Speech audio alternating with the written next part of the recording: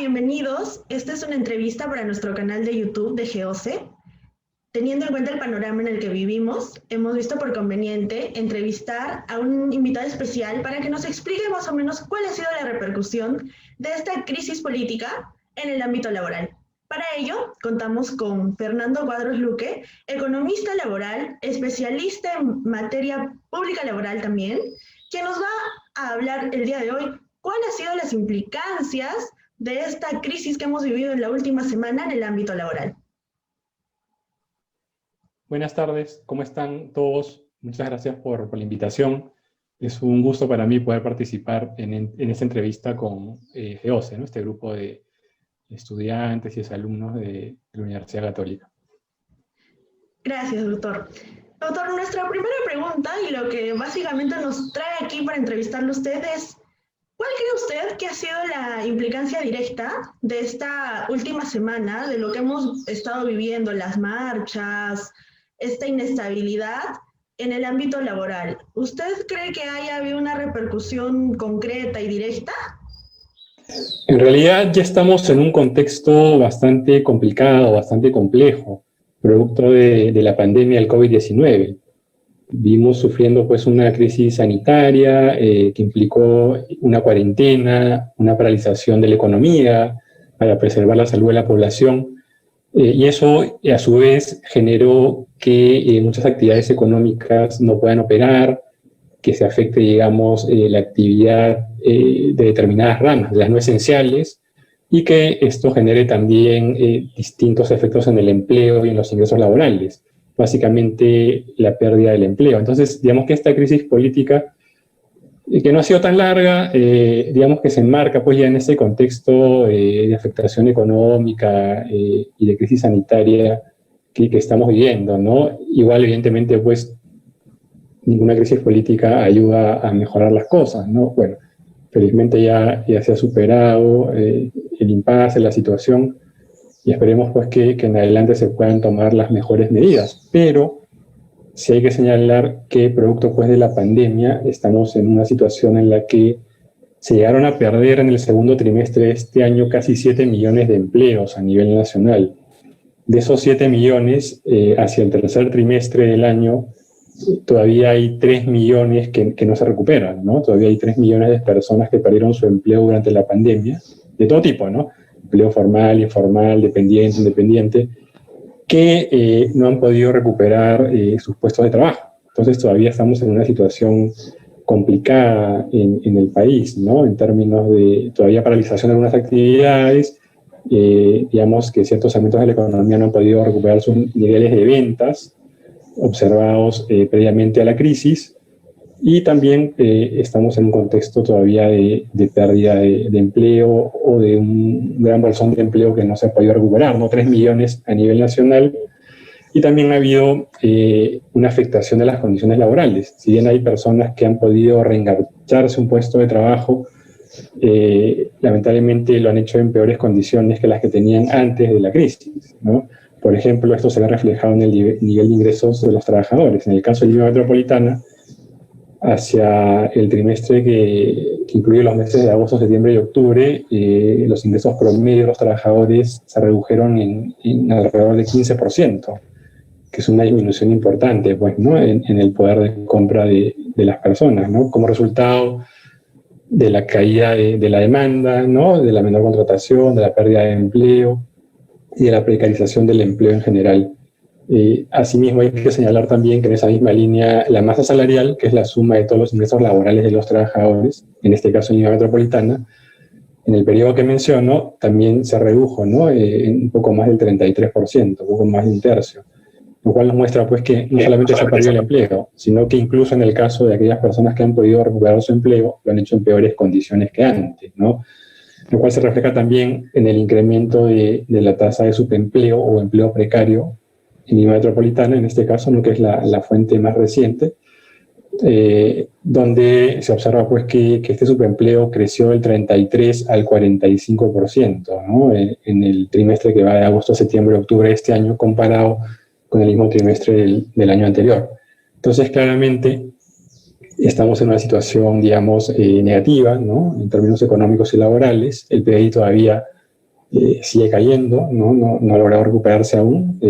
Ha caído menos que en meses anteriores, pero sigue, digamos, con cifras negativas, lo cual redunda pues también en que todavía no se recuperen todos los empleos que se habían perdido en el país y en que la mayor parte de los trabajadores que se han reinsertado lo hayan hecho pues en condiciones precarias, no en las mejores, ¿no? Incluso dentro del sector formal.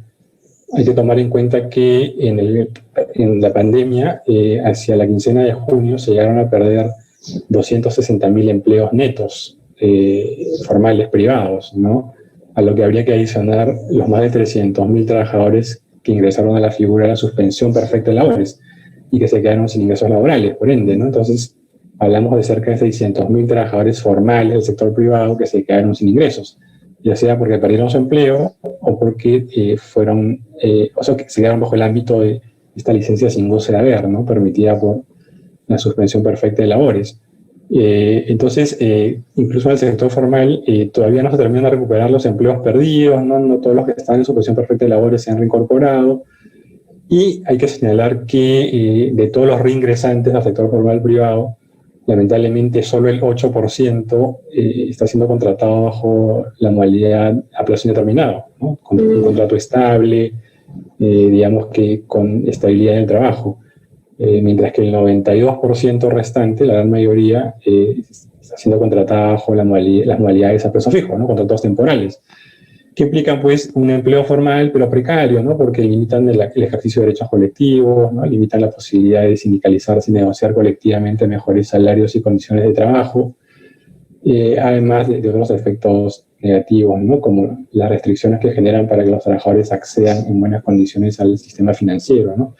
Entonces, lamentablemente, estamos en un contexto todavía negativo. Evidentemente, la crisis política que acabamos de vivir no beneficia ese contexto, pero lo que hay que buscar ahora pues, es que ya con el nuevo gobierno se tomen las mejores medidas para ir superando gradualmente esta situación de una manera más rápida y sostenida, ¿no? Pero yo creo que en esa línea iría mi respuesta a esta primera pregunta. Gracias, doctor. Ahora, habiendo aclarado más o menos el panorama en el que nos encontramos, justo ayer Sagasti, nuestro nuevo presidente, nos daba una señal de estabilidad, ¿no? Nos decía como que él esperaba que se llegue hasta abril en el periodo de transición. Entonces, aparentemente se nos ha dado una estabilidad o unas señales de estabilidad. Sin embargo, todavía no tenemos en concreto la figura o la persona que va a asumir la cartera de trabajo. Por ello, nosotros queríamos preguntarle lo siguiente. La pregunta va dirigida en torno a, considerando que ya nos encontramos en un escenario de estabilidad política, ya asumió Francisco Sagasti la presidencia del Perú, queríamos preguntarles cuáles son los retos primordiales que tendría la nueva ministra o ministro de Trabajo y aquellas medidas prioritarias que tendría que tomar para poder solucionar estos retos a los que se podría enfrentar. Considero que en realidad hay retos multisectoriales, ¿no? En realidad, lo que hay que tener claro es que la recesión económica y la consiguiente pérdida de empleos y reducción de ingresos laborales fue generada por la pandemia que estamos sufriendo, ¿no? La pandemia del COVID-19, que es una pandemia digamos que tiene efectos negativos importantes en todos los países. Entonces, ahí es clave, creo yo, un rol articulado entre tres sectores, ¿no? Principales, sobre todo en este contexto de pandemia, como son el sector trabajo y promoción del empleo, el sector economía y finanzas y el sector salud, ¿no? ¿Y por qué señalo esto? Porque nosotros recién vamos a poder realmente salir de manera sostenida y significativa de la crisis cuando se logre controlar la pandemia, ¿no? Entonces ya estamos viendo pues que en países como los europeos se viene viviendo una segunda ola, ¿no? Con niveles de contagios superiores a los observados en la primera ola. Entonces es probable que podamos tener una segunda ola en el Perú, y si fuera así, lo que hay que hacer es minimizar los posibles efectos de esta segunda ola, ¿no? Lo cual implica pues, como digo, un conjunto de acciones de carácter multisectorial donde son claves estos tres sectores que menciono, porque de nada nos sirve reactivar toda la economía si es que nuevamente podríamos volver a caer en una cuarentena si es que vivimos una segunda ola con una cantidad muy alta de contagios y de fallecidos. Entonces hay que tener mucho cuidado con eso. Acá lo clave es lograr controlar, minimizar en todo caso los efectos de la pandemia para a partir de ello ya comenzar una recuperación que no pueda revertirse, digamos, ¿no? Entonces, eso creo que es importante tenerlo claro. Ahora, igualmente, como les decía, por ejemplo, hay que también en este contexto, ¿no?, tratar de apoyar a los sectores más afectados económicamente. Hay distintas ramas de actividad económica que no han podido reactivarse o no lo han hecho a plenitud, tomando en cuenta pues todavía estos efectos de la pandemia. Hablo, por ejemplo, del sector turismo, que incluye actividades como hoteles, restaurantes, actividades recreativas, ¿no? Incluso actividades recreativas paranacionales, ¿no?, vinculadas, por ejemplo, a bares, discotecas, cines, teatros, casinos y demás, ¿no?, sectores que todavía están muy afectados, que forman parte del sector servicios y del sector comercio también, ¿no?, en el caso de los centros comerciales, ¿no?, comercios mayoristas o minoristas, que en muchos casos todavía no han podido reiniciar sus actividades, o en otros lo han hecho de una manera pues gradual y no tienen el mismo nivel de ventas al que accedían antes de la crisis, ¿no? Y hay otros sectores que sí se han reiniciado pues de manera total, pero que, dado que mucha gente ha perdido su empleo o ha visto reducidos sus ingresos, ya no consume como antes, ¿no? Entonces, como hay una menor demanda por bienes y servicios, no se compran tantos productos como antes y por ende eso afecta a los ingresos de las empresas y también sus necesidades de contratación laboral. Entonces creo que hay que apoyar a estos sectores, ¿no?, a los más afectados, con facilidades tributarias, facilidades vinculadas a acceso a financiamiento barato, ¿no?, de manera simplificada, ver la posibilidad en algunos casos también de reconvertir ciertos negocios, ¿no?, hacia otras actividades que estén operando actualmente, ¿no?, y que sí permitan a estas empresas continuar sus actividades, entre otras medidas. Y ahí yo creo que lamentablemente estos efectos negativos que se dieron en el marco de la pandemia se generaron en buena parte porque no se tomaron las mejores medidas de política pública en el ámbito laboral en este caso. Ya vimos que casi 600.000 trabajadores se quedaron sin ingresos en el sector privado formal, ¿no? Y en total, en todo el país, casi 7 millones de personas se quedaron sin fuente de ingresos laborales, entre dependientes, independientes, formales, informales, trabajadores públicos, privados, de todo tipo, ¿no?, en todo el país. Y ahí creo que el Estado falló, porque ahí lo que considero es que debió aplicar, ¿no?, un subsidio a la planilla para las empresas más afectadas, para evitar que éstas despidan a sus trabajadores, no les renueven el contrato o los manden a la suspensión perfecta de labores, ¿no? Hablo de haber apoyado pues, con un determinado porcentaje de subsidio a la planilla, sobre todo a las micro y pequeñas empresas formales, que fueron las más afectadas, y de aquellos segmentos de la economía que hubieran visto paralizadas sus actividades. Eso por un lado, y por el otro creo que los recursos de Reactiva Perú debieron tener una cuantía mayor y debieron focalizarse, ¿no?, también en este segmento de micro y pequeñas empresas formales o medianas empresas formales, que fueron los más afectados en este contexto. Lamentablemente, los recursos de Reactiva Perú primero se focalizaron de alguna manera en la práctica en la gran empresa, ¿no?, que era el segmento que menos necesitaba este apoyo. Claro, mediante estas dos medidas yo creo que se pudo haber evitado que se pierda tanto empleo, que tanta gente se quede sin ingresos laborales, además de que se debe implementar un bono, creo yo, superior en cuantía al que se otorgó, un bono de 1.000 soles mensuales, para aquellas personas que se hayan quedado sin ingresos en general, ¿no?, sobre todo para trabajadores informales, que mucha gente pues, que se ve lamentablemente obligada a salir, a romper la cuarentena para buscar una fuente de ingresos, ¿no? Entonces ahí hubo un problema también en las políticas públicas que se aplicaron en su momento en cuanto a la insuficiencia del bono, tanto en el monto como en la periodicidad de su entrega, ¿no?, además de los mecanismos de distribución que no fueron los mejores. Generaron también muchos contagios, porque la gente se desesperó, fue al banco, hizo colas y demás, ¿no? Entonces, estas medidas creo que se debieron aplicar durante la cuarentena, durante la paralización económica, ¿no?, para los segmentos afectados.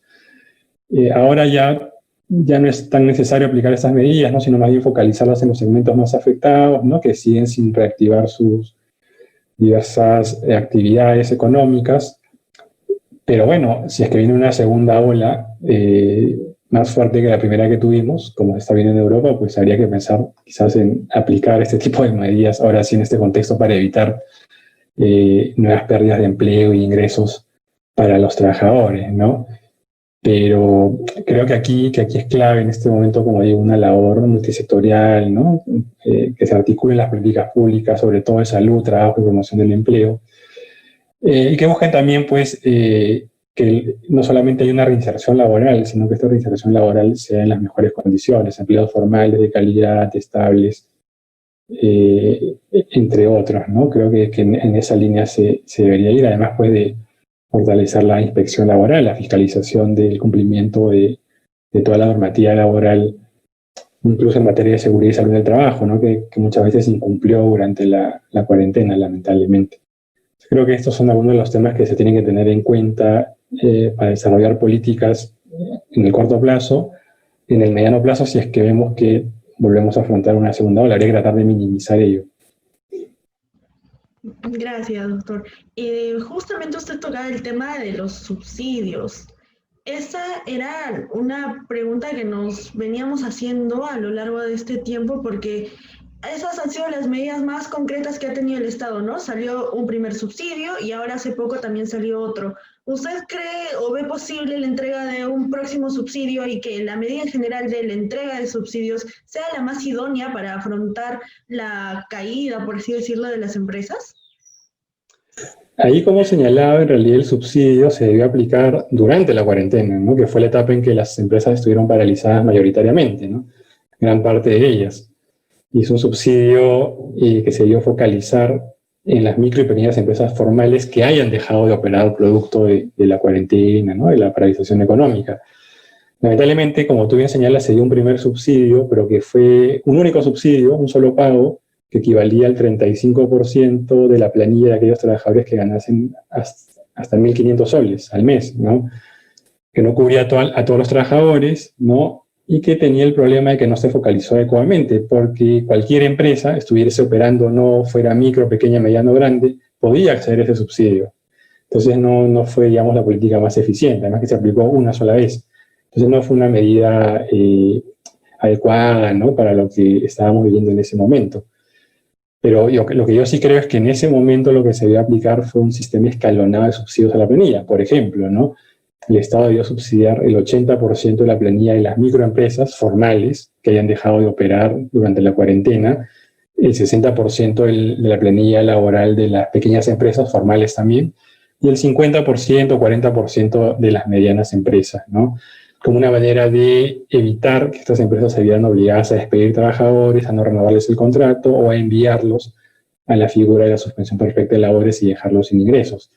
Eso es lo que se va a aplicar en el punto álgido de la crisis, ¿no? En el momento de mayor afectación producto de la pandemia de COVID-19. Lamentablemente no se hizo así, se dio un solo subsidio, insuficiente, como señalo, y recién, una vez que ya pasó la etapa más dura de la pandemia, por lo menos en esta primera ola, es que el Estado, el Ejecutivo, ¿no? Saca un nuevo subsidio, pero que es un subsidio que tiene varias deficiencias, ¿no? Bueno, primero, que es un subsidio que se otorga a destiempo, ¿no? Ya muchas empresas están operando, ya se están reactivando, ya están recontratando a sus trabajadores, entonces ya no requieren de ese subsidio, ¿no?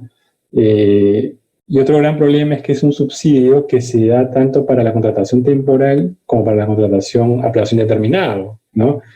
Y como les decía, la contratación temporal es una contratación formal pero precaria, ¿no? Porque no permite en la práctica acceder al ejercicio de derechos colectivos, no acceder a mejoras salariales, genera discontinuidad en los aportes a los fondos previsionales y de seguridad social, afecta también la capacitación de los trabajadores. Es bien complicado que una empresa decida invertir en capacitar a sus trabajadores si los va a tener solo por un tiempo corto, ¿no? Entonces, el empleo temporal es formal, con derechos laborales, con beneficios laborales, pero precario por estas cuestiones que señalo. Por lo que, si es que el Estado insistía, o el Ejecutivo insistía en crear un subsidio, creo que este subsidio debía enfocarse exclusivamente en la contratación estable, a plazo indeterminado, ¿no? Contratación a plazo indefinido, que es la más deseada, la que le da estabilidad a los trabajadores, la que les permite acceder a financiamiento, a créditos hipotecarios y demás, ¿no? Créditos de estudios, la que les permite pues esta posibilidad de sindicalizarse, de negociar colectivamente mejoras salariales, mejores condiciones de trabajo en general, y que también, digamos, que incentiva a las empresas a invertir en la capacitación de esos trabajadores porque saben que van a estar de manera estable en la empresa, ¿no?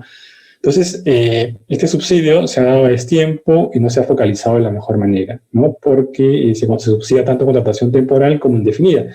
Y la mayoría de empresas, como ya vimos, está contratando en este contexto de manera temporal, ¿no? 92% de los nuevos contratados en el sector formal privado, digamos que se han ubicado bajo el ámbito de los contratos a plazo fijo, temporales, ¿no? Sujetos a modalidad.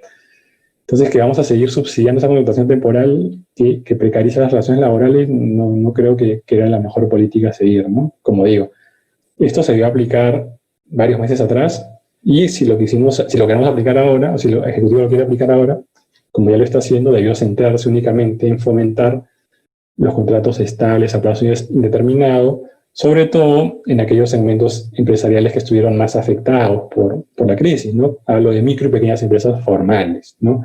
La mediana y gran empresa ya ha empezado a salir rápidamente de la crisis, ¿no? De hecho, de los 260.000 empleos netos que se habían perdido en el sector formal privado hacia la quincena de junio, que fue el pico de pérdida de empleo, hacia mediados de octubre ya solo quedaban 34.000 empleos netos por recuperar, ¿no? Entonces ya ha habido una recuperación importante del empleo formal, pero lamentablemente este no ha sido en los mejores términos o mejores condiciones, ¿no?